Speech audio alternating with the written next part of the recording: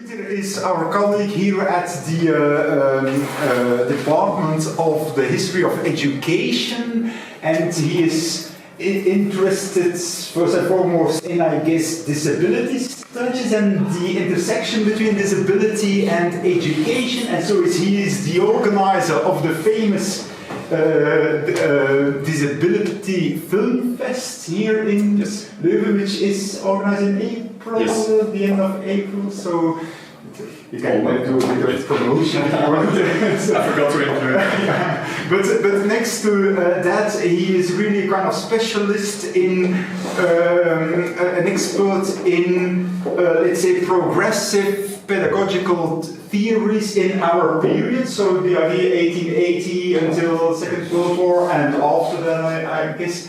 And so he will be talking to us on that topic today, so the idea of reform pedagogy and all kind of related exciting new theories at the moment we are interested in our period.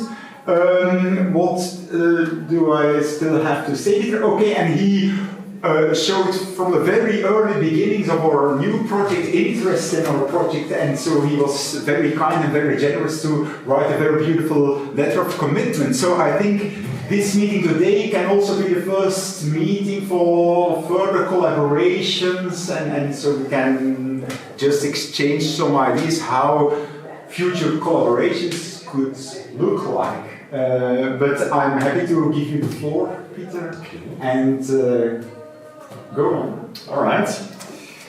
Thank you very much. So my name is indeed Pieter Verstraete without the famous N. And well, there is not such a thing as a department for the history of education, although I would like that to be the case. But there is what we call the research unit of education, culture and society, and there we have a research center. So it's a bit smaller, but it is as important as a department, of course. So the idea of today's lecture was that I would give a brief introduction to progressive education, and that is what I have prepared. This is a bit the outline of the presentation. So first of all, I would like to enumerate a couple of general characteristics. So what is progressive education about? What are the main characteristics of what we also call reform pedagogiek in Dutch? I thought that it was also nice to focus a little bit on the precursors, because we always kind of locate the emergence of progressive education in that particular time period, 1880 until 1930. But long before, we already have famous educators and pedagogues who launched progressive ideas, and I think the reform pedagogy, as we know it, of that particular time period around the 19th century, kind of is the heritage of what already came before. Now I would like to focus and zoom in on three progressive educators, mainly in order to demonstrate the diversity of progressive education.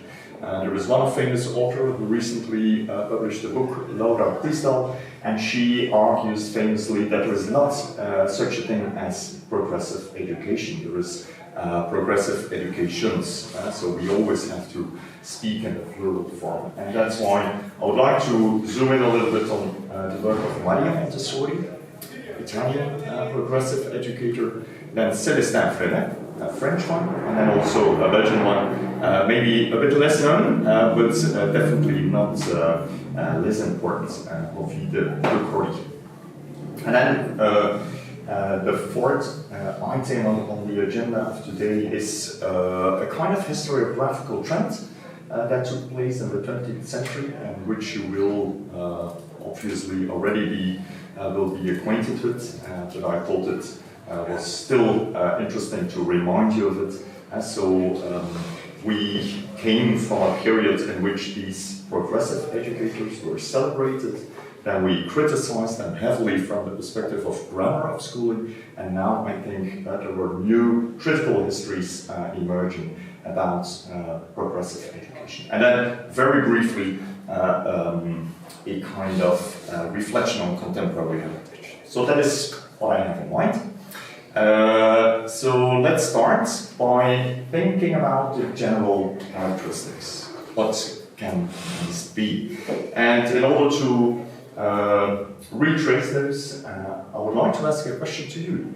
So how would you imagine a traditional or a typical classroom? If I would give you a pen and a piece of paper, how would you draw the traditional classroom? A square with rows and someone standing in front. Yes? Very, yeah, okay. Blackboard, Yeah. Yeah. a whiteboard. A ruler or a whip? Okay. That's not so traditional. It's traditional. It depends on when we're talking. Yes. But let's say the 19th century.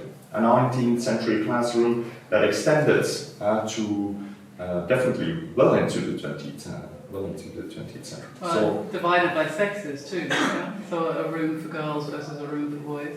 yes, yeah, okay. All right. Very Divided crowded by also. sexes.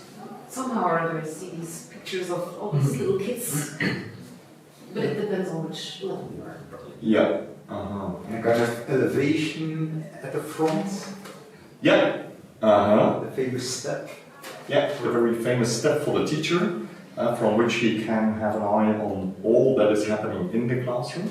So I think these elements are definitely all important, and they help us to imagine what a traditional classroom looked like, and I would definitely also add looks like, because still today in Flanders, but also in many other European regions, we have these kind of traditional classrooms. So there are rows of school desks, the teacher in front, we have a blackboard, and there is a lot of discipline, and a lot of immobility, I would add. The children are expected to sit still, to listen, and there is one person speaking, and that is the teacher.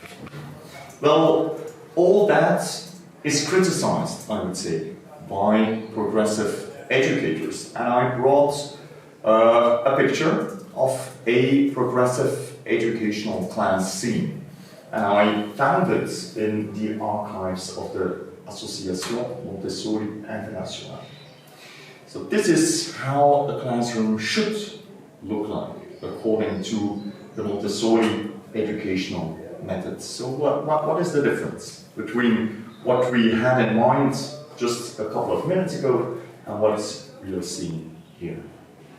They're not all doing the same thing. They are? Not all Not- doing the same Yeah. thing, so they're not all sitting there listening to one voice. Yeah, absolutely. Not listening to one voice, they are doing different things. Who is Yeah. writing on the blackboard? Good question. It's like the peers. Uh-huh. Yeah. Yeah, the teacher disappeared. No teacher. Well, actually, we should say one of the peers took the place of the teacher. And I think that is also very telling for what progressive education wanted to achieve around 1900 and in the first decades of the 20th century.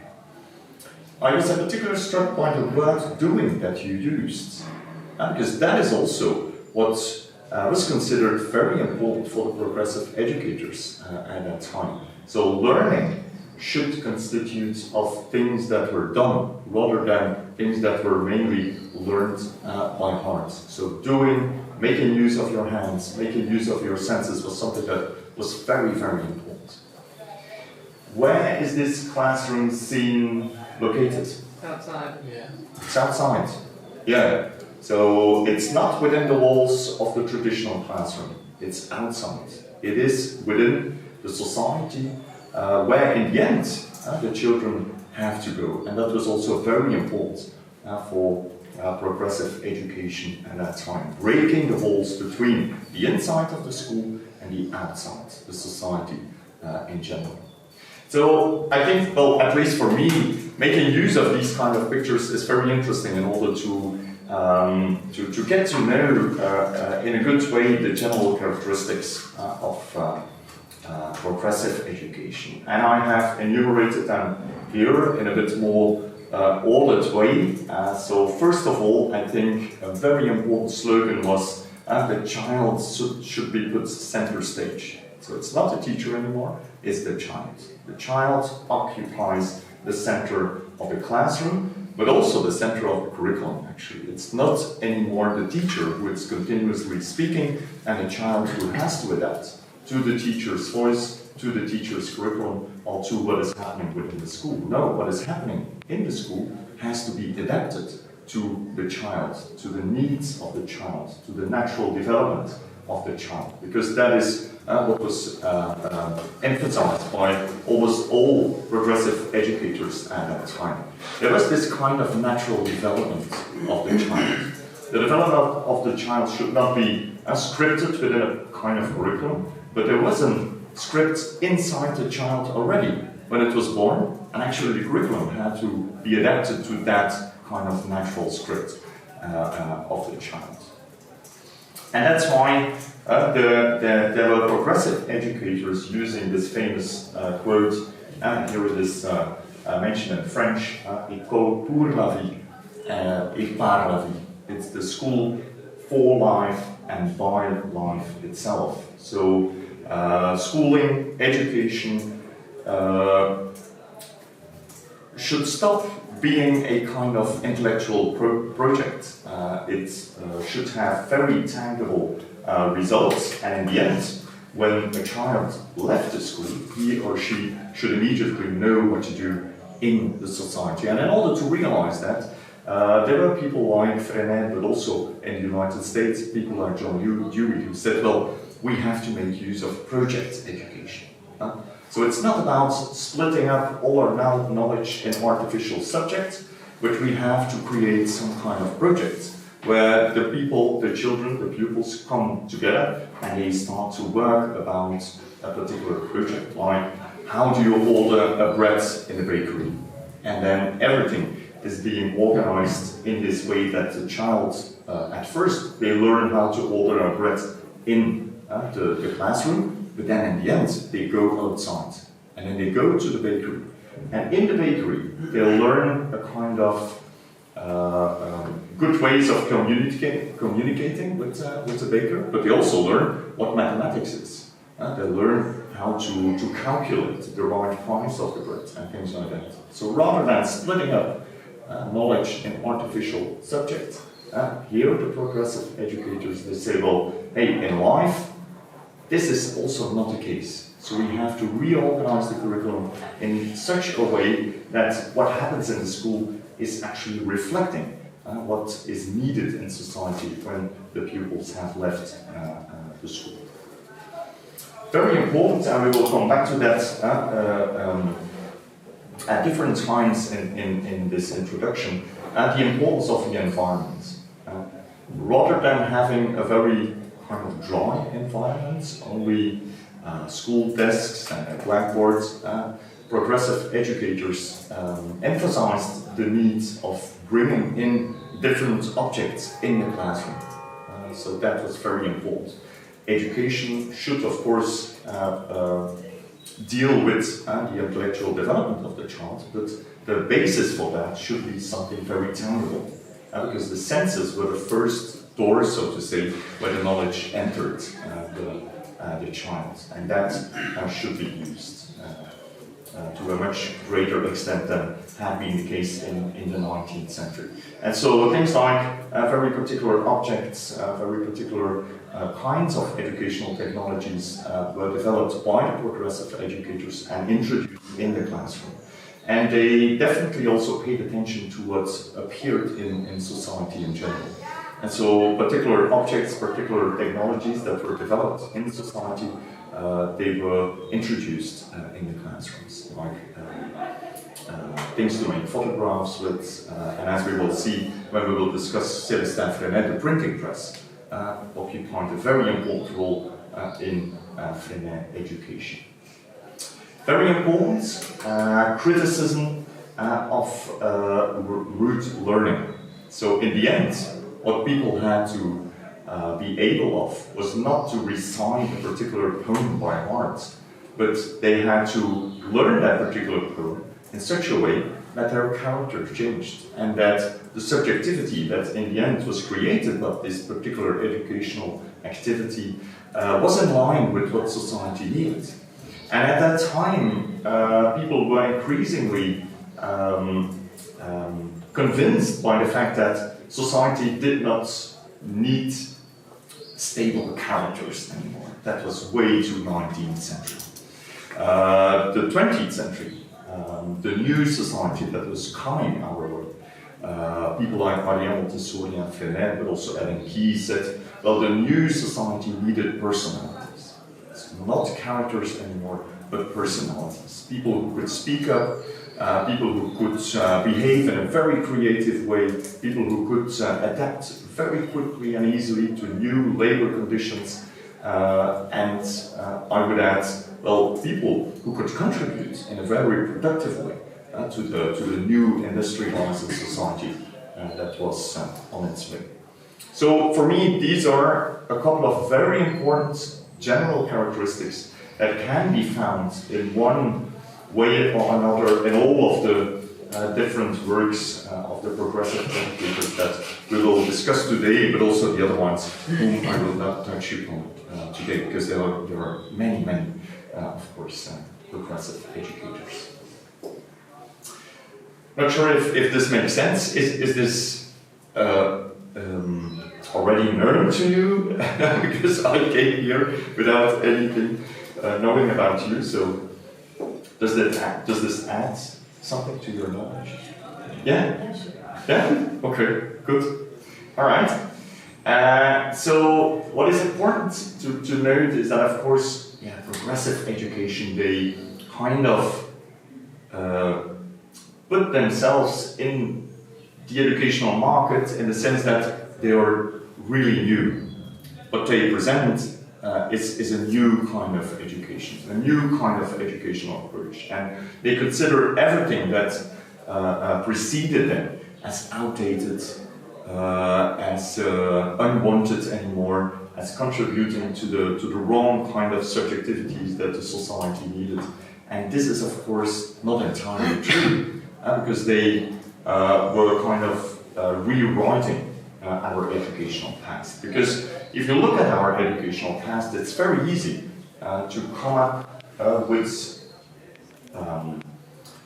works of educators, pedagogues who already kind of referred to more or less the same principles. And I have included here a couple of them.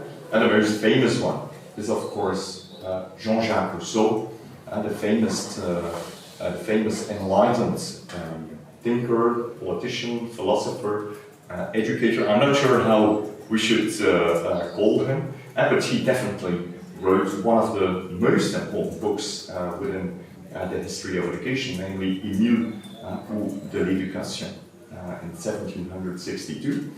And that book was published in Den Haag, because it could not be published in other countries due to the content of the book, because it was it had a heavy critical approach towards religious knowledge, and that was not accepted at that time. What I would like to emphasize here is the drawing that was included in this book on the front page. And so what we see here is a storm, a sea storm. And there are a couple of women who are trying to save a baby. And for Jean-Jacques Rousseau, this was a very symbolic drawing, because according to him, people who lived in the 18th century, they also experienced a kind of cultural sea storm, you could say. And what educators needed to do, way more than they used to do in the past, is to save babies from that sea storm. So they had to take babies by their ankle and save them from drowning. And for Jean-Jacques Rousseau, saving mankind consisted in thinking anew about education. And for him, thinking anew about education was focusing on what he called negative education, which was heavily inspired by what we nowadays call this cultural pessimistic approach towards society. Culture for Jean-Jacques Rousseau was something that brought about many disadvantages. And here we can distinguish him from many other enlightened thinkers at that time who celebrated progress in the sciences and the arts. And Jean-Jacques Rousseau was one of the few thinkers who at that time said, well, okay, but also we also need to be very aware about the fact that progress leads to many disadvantages. And one of the most important disadvantages is the fact that we lose sight of what he called the natural man, l'homme nature. And so for him this was kind of metaphor in order to say, well, we start to become very inauthentic beings. We lose a connection with our inner natural self. And the new educational methods that he suggested and introduced while talking about Emile really had this ambition in mind, to revive this so-called natural man.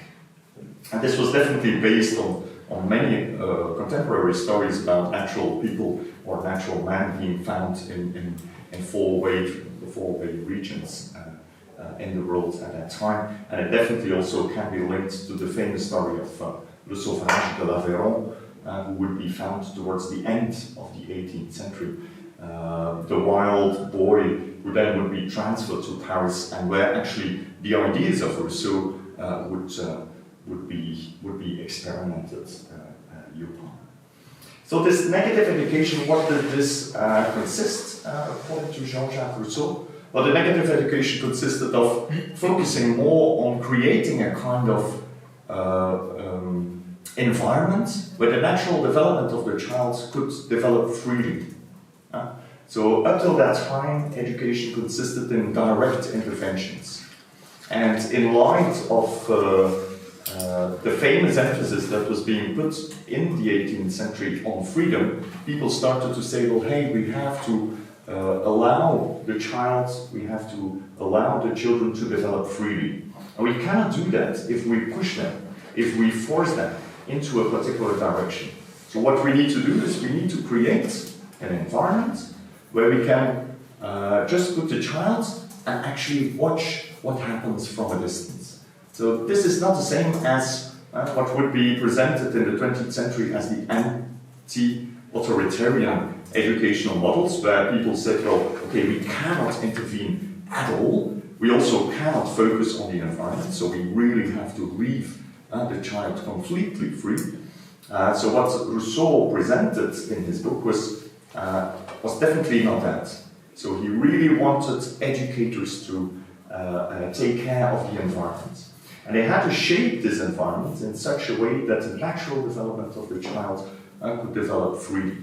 And one of the most, for me at least, telling examples in that particular book, the Emile, is the example of the Robinson Crusoe, where he wanted Emile, so the governor who was taking care of Emile, he said, well, rather than forcing Emile how to grow potatoes and demonstrating everything before him, what the governor needs to do is to create a kind of environment in the garden and to give Emile the book of Robinson Crusoe.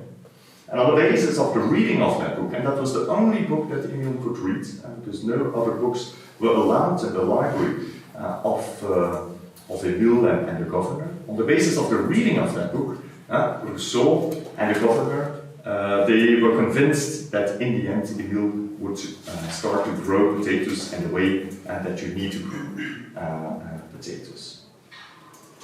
Another very important thing that was emphasized by Rousseau in his book is the importance of the senses. And here I think the idea of cultural pessimism can be illustrated, because what Rousseau meant with the disadvantages connected to modern life was something like people were not able anymore to say, okay, this is 1 kilo of rice, and this is half a kilo.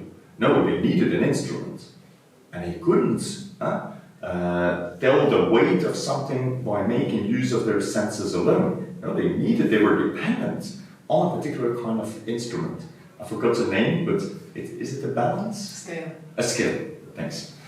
So modern mankind needed a scale to say something about the weight of something. And what Rousseau said, no, we really have to learn our children, the new generation, first of all, how to make use of their senses. And once this has been improved, once they are able to say something about the weight of something by merely making use of their senses, only then can you introduce the instruments of the scale. Not before. Because this kind of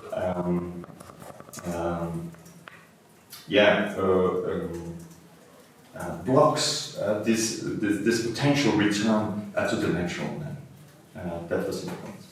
So for me, Jean-Jacques Rousseau, when you read the Emile, a lot of the things that we just in a minute enumerated when we were talking about the general characteristics of progressive education, a lot of those elements already can be encountered in the works of Jean-Jacques Rousseau. But also, if you move back in time a little bit further, you can find elements in the works of Desiderius Erasmus, Michel de Montaigne, who also already in the 16th century criticized the focus on rude learning, the focus on physical punishments, for instance. Someone like Erasmus, he writes in one of his famous essays on education that when he walks by a school, he does not really sees or hears a school. What he sees or hears is a torture room, because all he can hear that comes within the walls of the school is screams. I think my son would agree with that. It's a kind of a prison. It's for Erasmus it was a torture room, and indeed for some it might sound very contemporary. But yeah, it would lead us too far to really zoom in on the famous ideas of Erasmus and Montaigne, but they already have introduced a lot of the progressive ideas that would become famous in the 19th, at the end of the 19th century, by progressive educators like Maria Montessori, Célestin Fleming, and Ovid de Groot. So I'll have to speed up, it's always the case, but this is what happens, I think, when you give an introduction to a very interesting topic. So allow me to take you on a kind of touristic tour, a kind of touristic European tour, because one of the things that I like to do is to visit the places where educators started their educational trajectories. And so this fortunately happened to me when I was able to visit the first Casa dei Bambini, which was founded and erected by Maria Montessori in 1906 in Rome, in a very popular neighborhood. It was an outskirt of the Rome city center at that time, but now it's a very popular neighborhood, San Lorenzo. And you see here is the building itself, and also where it is located. And this is what you see when you are able to walk inside the building. So there is still a functioning school. There is still a school that welcomes children, and they are still clothed in a very typical dresses. So blue and pink, it's a very genuine in a way. And there is the famous slogan of Maria Montessori on the wall. And maybe you can read it aloud, because my Italian is not as good as yours. Aiutami a fare da solo. Yes. So, and translated in English. Help me to do it alone. Yes. So help me to do it by myself. And I think here you immediately already can recognize one of the general characteristics that we have identified a couple of minutes ago. So the teacher, the task of the teacher was not to do things for the children. No, he or she had to create a kind of environment where the child would experiment, him or herself. So, for instance, doing the dishes.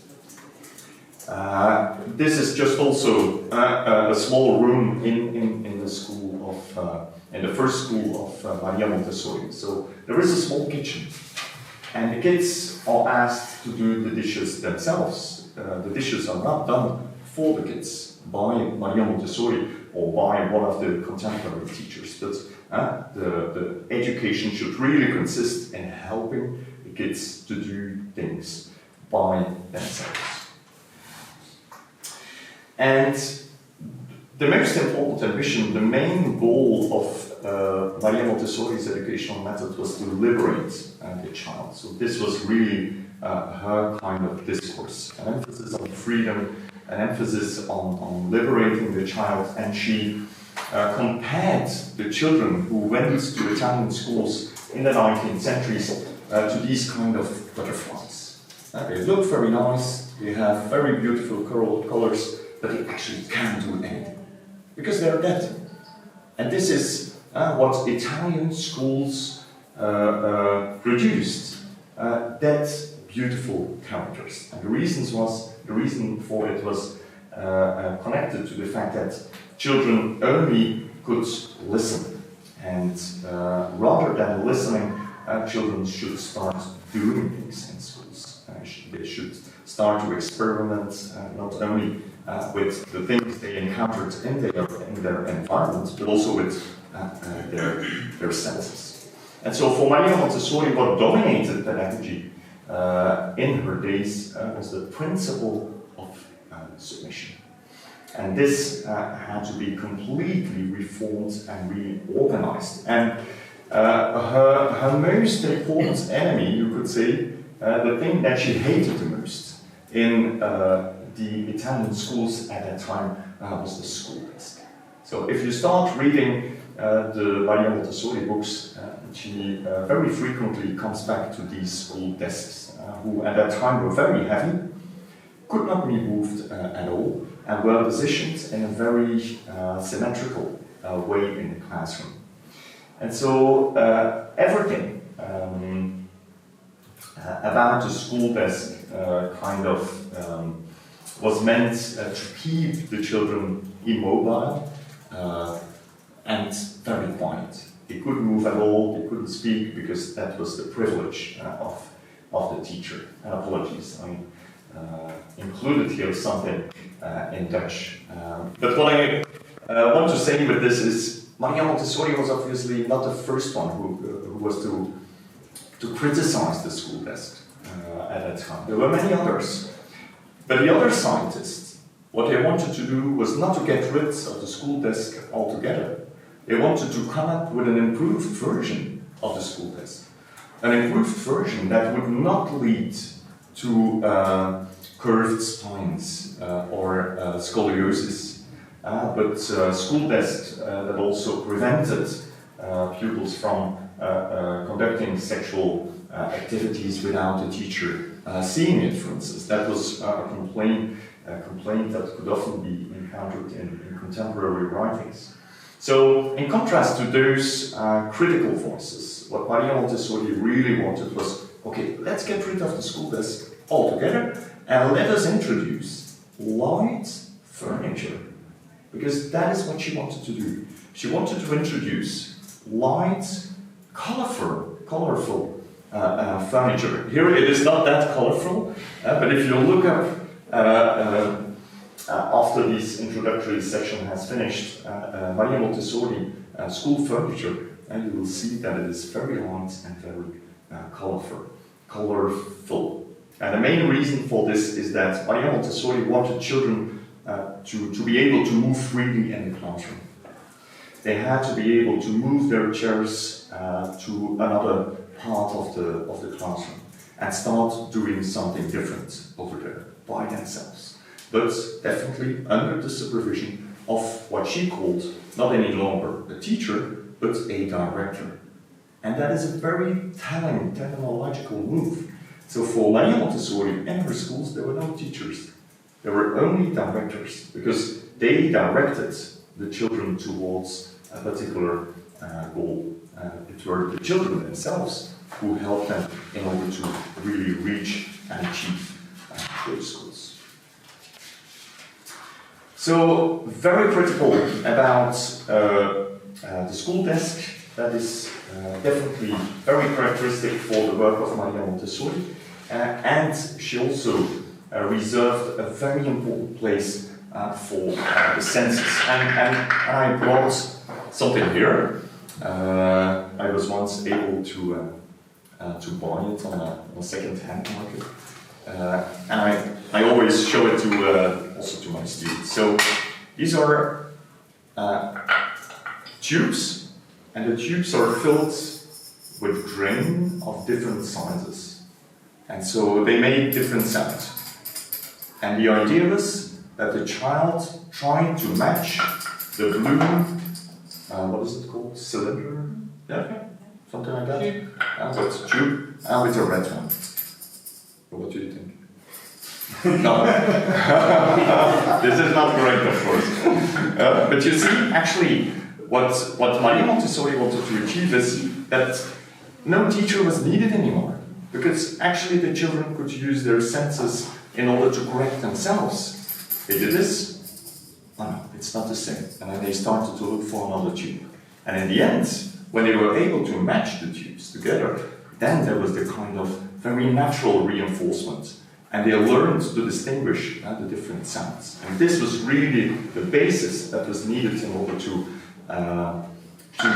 go to the more abstract levels in education. Because that was a big fault, according to Maria Montessori. In schools, way too soon, abstract things were introduced to children. And what was first needed is a kind of very basic sensorial knowledge, which the children, but also the teachers, could use to introduce them the art of reading, the art of writing, mathematics, geographical knowledge, etc., etc. So I'll just... Can I try? Yeah, you can try. Absolutely. Absolutely. All right. So that was the first progressive educator that I wanted to introduce. And she was heavily criticized by this man, Célestin Fernet. Because Célestin Fernet, he came from a completely different background than Maria Montessori. Maria Montessori was born in a very wealthy family. She started to study medicine at an Italian university. She became, people say, the first female doctor in Italy. That has been criticized, but still people continuously repeat that. But she was very well off. Célestin Fernet, he was born in the south of France, in a very poor neighborhood. And so this familial background really played a very important role in the kind of progressive educational method that he would start to develop in the first decades of the 20th century. I also visited the first schools that he erected. So they have been transformed into a museum. And there is also one school that is still functioning, the one in Saint-Paul-de-Vence. So there you have to contact the director, and if you're lucky, they'll let you in. I wasn't lucky, but I trespassed the walls because I really wanted to see the very famous tree and the amphitheater where Célestin Fernet gathered all his pupils in the mornings. And there are very famous photographs being taken by all the children sitting on the branches of that very famous and very old oak. So it's a beautiful region. If you have plans, or if you don't have plans for the summer, please consider to go there. And just passing by the school is already an experience in itself. The history of Fernet education is one that is intimately, I would say, connected to the First World War.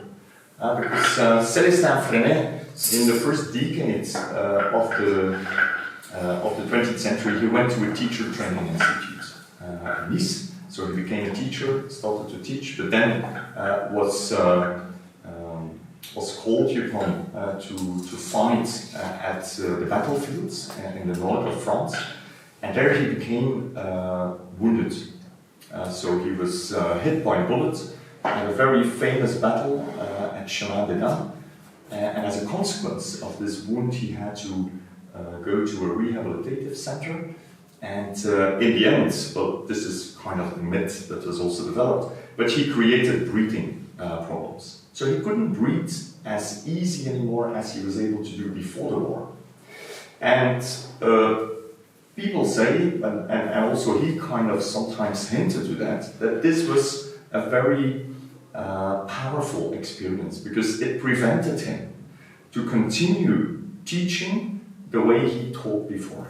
Because he couldn't talk that much anymore. So he had to turn silent and he had to give space to the voices of the children. And this is something that became very typical and very characteristic for the Freinet education that we still know today. So here also the teacher kind of moves a little bit to the background and the children, they occupy the center of the educational scene. What Célestin Freinet also heavily criticized after having experienced the First World War from first-hand experience is the servitude of the French people at that time. And he could not believe that people just continued to volunteer and to say, okay, I'm going to the front, I'm going to fight for this kind of flag, and I'm going to do all the things that I'm said that I should do, although I know that it is actually not the right thing to do. And so for him, education should really cease to lead to these kind of docile subjectivities. What he wanted is that education led to democratic and very critical citizens, and that became his most important goal in the interwar period. So he was really against fascism, and he really wanted to prevent the outbreak of another war. Célestin Freinet, I already mentioned it, criticized Maria Montessori heavily because he was very influenced and inspired by Marxist pedagogies. And this is a very important difference when you compare his methods with the methods of Maria Montessori. Maria Montessori really focused on a kind of individualizing trend of education. The children had to learn to do the things by themselves. For Freinet, it was completely the other way around. What was the most important thing is that man is a solidary being. You say that? Social being. Social, yeah. You mean so Solidarity? to encourage solidarity. Yes, yeah. So yeah, But you it's say it's social solidarity, yeah. social being. Yeah. So what education should achieve is that in the end, when people leave the schools, they are willing to cooperate, to work together, and in a very democratic way. And so everything that he tried to introduce in his new school in Saint-Paul-de-Vence, but also in the different organizations that he erected, was aimed at creating this new kind of social and democratic mankind. And a very important thing that Célestin Freinet introduced in his school was the printing press. So he said, well, okay, we should educate the new generation in such a way that you're able to work together in the new society, and the new society is characterized by new technology. So what we should do in our schools is to expose children to those new technologies. And so one of the things that he introduced in his schools is the printing press. And what Célestin Freinet would do in his school in Saint-Paul-de-Vence is he would take the pupils and go out for a walk in the mountains, in the environment of the school, and he would ask the kids, well, make some notes, and when you return to the school, work together in order to come up with an article that we then can publish by means of our printing press. And this was also what really happened at that time. And so Célestin Freinet, who was really a Marxist, he heavily criticized the tourism, the increasing tourism in those Riviera neighborhoods. And at a certain time, the kids, they walked around, they encountered a cafe, but the tourists were drinking champagne. And then in the articles, they criticized this. And they said, well, hey, why are these people drinking champagne? Whereas my mother, my father, they actually can't buy the bread we need in order to survive. And these kind of letters were spread around in the neighborhood. They were sent to the mayor. And as a consequence of all of that, the school in Saint-Paul-de-France was closed down. And Célestin Freinet was expelled from that particular region, and he had to go to another place. So here well, at least I feel the big difference between the Maria Montessori education methods, which was really accepted by the politicians at the time, and this Freinet school, inspired by communist, Marxist traditions, and heavily criticizing the rich classes at that time.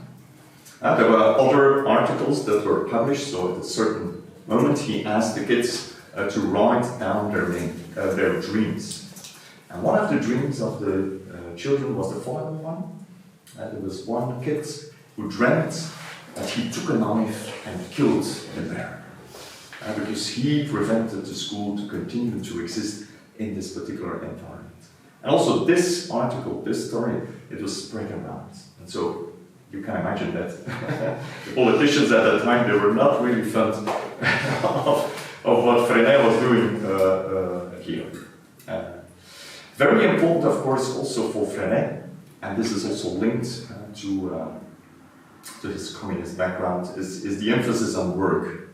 The printing press, for him, it was an exercise in labor. It was what the children would have to do later when they have left school. So the emphasis on labor, making use of their hands in a particular way, that was also very important for Freinet pedagogy. There was much more to say, and I brought the œuvre pédagogique of Célestin Freinet with me, so you can also have a look at those books. I suppose they were also translated into English. Most of the works are also translated into Dutch, so a lot of other things to discover. Alright, last one, Ovid de Crony. I will be a bit briefer here. So Ovid de Crony was also a doctor, so just like Maria Montessori. Again, look at the classroom scene that was used by Ovid de Crony to advertise for the school he founded. So there was not really a focus on traditional school desks. No, people are gathering outside, and he is demonstrating what a chicken looks like to the kids.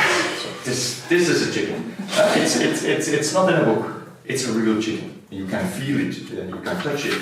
You can look at what the chicken is doing in the garden, and you have to take care of the chicken, because that is also what he expected from his pupils.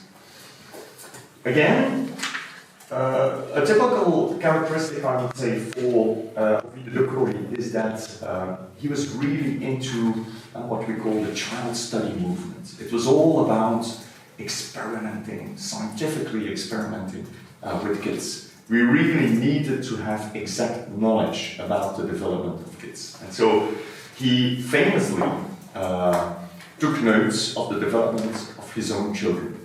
And he used that as a kind of scientific basis for what other kids should achieve according to him. And here what I would like to emphasize is the ideas that progressive educators, like Ovidio de Croo, introduced. They had a real impact on what happened in the classrooms. So for instance, Ovidio de Croo was inspired by contemporary psychology, Gestalt psychology, and on the basis of the experiments he conducted, he said, well, actually, we do not know a lot about how the children think. We always think that they think like adults, but actually this is not the case. And how do adults perceive the world? Well, according to De Croo, people said, well, they start by identifying the very basic elements of something, and then start to see the whole thing that is constituted by all these kind of different individual elements. Well, actually, on the basis of Gestalt psychological research, they, Ovidio de Croo and others, they discovered that children reasoned the other way around. So what they saw first was the complete thing, and then they deconstructed, so to say, the whole thing into the separate elements. And so on the basis of this conviction, this scientifically based conviction, they completely reorganized the reading didactics around 1900.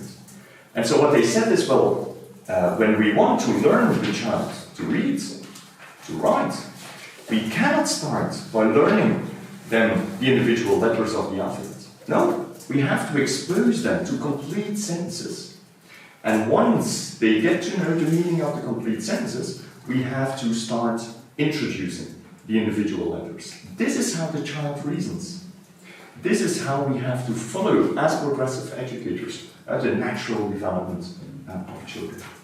So, just to say that these progressive ideas, they really had tangible effects in the real-time classroom context of that child. I could say much more about the 1936 plan for primary education, for instance, where something like read the centers of interest were introduced.